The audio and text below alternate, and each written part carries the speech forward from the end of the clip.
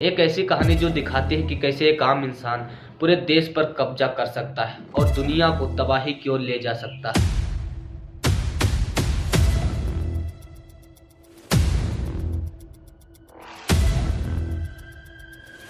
सिर्फ एक नाम, हिटलर हिटलर हिटलर।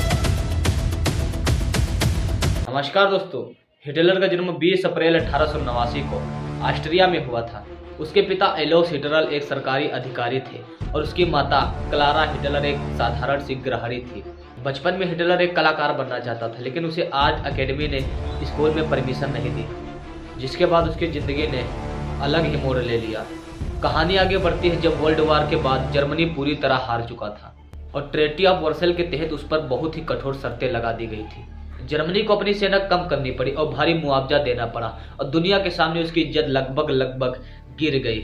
इन सब कारणों से वहां के लोगों में गुस्सा, गरीबी और निराशा बढ़ती गई। इसी का फायदा उठाता हिटलर, जो कि उस समय बहुत ही प्रभावशाली वक्ता था। वह लोगों के सामने खड़े होकर कहता था कि हमारी हार हमारी कमजोरी नहीं बल्कि हमारे साथ किया गया न्याय है, और कहा कि हम फिर से उठेंगे। और इसी तरह के भाषणों से उसने लोगों के दिल में धीरे धीरे जगह बनाना शुरू कर दिया। और हिटलर की सोच बहुत खतरनाक थी। वह नस्ली श्रेष्ठता में विश्वास करता था और यहूदियों के प्रति नफरत बहुत ज्यादा थी। 1933 में हिटलर जर्मनी का चांसलर बन गया और उसकी एक पार्टी थी जिसका नाम था नाजी पार्टी। नाजी पार्टी के जरिए हिटलर ने पूरे देश पर नियंत्रण कर लिया। उसने मीडिया, शिक्षा और युवाओं पर कब्जा कर लिया। वह कहता था कि एक देश, एक नेता, एक सपना।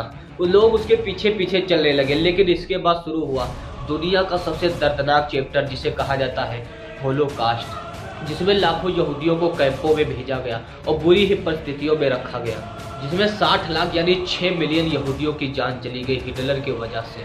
और यह मानव इतिहास का सबसे खौफनाक नजारा था। और इसी बीच दुनिया भी चुप नहीं बैठी। इटली में बेनिटो मुसोलिनी, जो कि अपनी तानाशाही चला रहा था और हिटलर का साथ दे रहा था, और रशिया में हिडेकितो, जो जापान को युद्ध में आगे बढ़ा रहा था, और इन तीनों ने मिलकर एक एक्सिस पावर बनाई।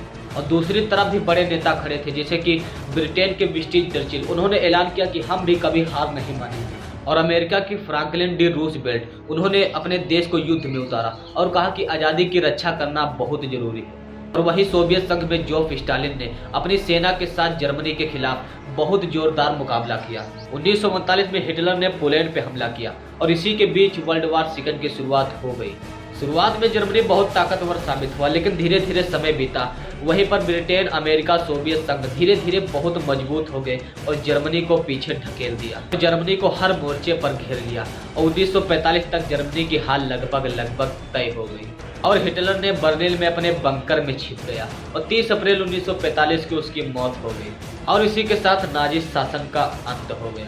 दोस्तों, ये कहानी हमें पूरी यह सिखाती है कि जब नफरत, डर और गलत विचारधारा को बढ़ावा दिया जाए तो उसका परिणाम पूरी दुनिया के लिए विनाशकारी हो सकता है। यह सिर्फ एक आदमी की कहानी नहीं बल्कि पूरी दुनिया के नेताओं की टक्कर थी। एक तरफ नफरत और तानाशाही थी, दूसरी तरफ आज़ादी और इंसानियत, और आखिर में जीत सही की ही हुई।